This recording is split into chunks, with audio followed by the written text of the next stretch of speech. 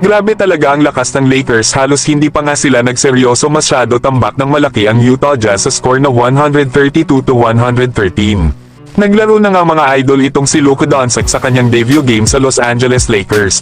Kagaya nga ng inaasahan ay naging mas better ang opensa ng Lakers. Isipin nyo naman mga idol, 7 sa mga players ng Lakers ang may double figure sa puntos. Bukod kasi sa lumakas ang opensa ng Lakers ay nadagdagan din sila ng isang mahusay na playmaker at ito nga ay si Luka. Nasa 23 minutes nga lang itong naglaro kanina na may 14 points, 5 rebounds at 4 assists. Medyo nag-a-adjust pa nga mga idol si Luka sa bago niyang kupunan ng Lakers.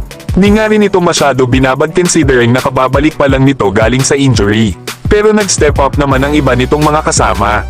Na ito ngang si LeBron ay merong 24.7 rebounds at 8 assists.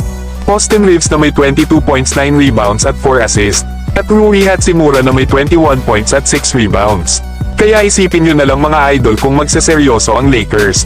Kababalik pa lang kasi ni Luka Doncic mula sa calf strain injury na last Christmas Day pa ito hindi naglalaro.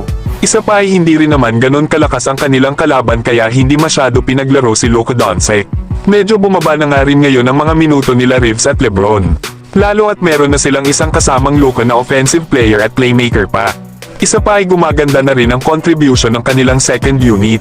Lalo na itong si Gabe Vincent na consistent na ang kanyang performance para sa Lakers. Na kung saan ay meron itong 11 points at 4 assists kanina na may 3 out of 8 shooting naman beyond the arc. Habang ang bago naman nilang player na si Jordan Goodwin ay impressive pa rin ang performance. Almost double-double nga ito na may 17 points at 8 rebounds. Partido mga idol, wala pa nan si Dalton Knecht at out nga ito sa ngayon due to personal reason.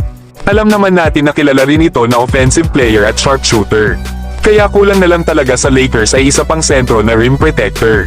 Para naman habang gumagawa ng score ang Lakers ay meron naman silang rim protector para mas lalo talaga nilang madominate ang bawat game. Kasi kung puro lang din opensa ang gagawin ng Lakers tapos ang kalaban ay mas malaki ang punto sa kanila ay useless lang din ang magandang opensa ng Lakers.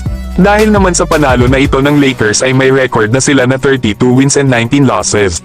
Malapit na nga nilang maabutan ang Denver Nuggets. Lalo at alam naman natin na may dalawa pang laro ang Lakers na hindi nalaro dahil sa pag-postpone dito ng NBA.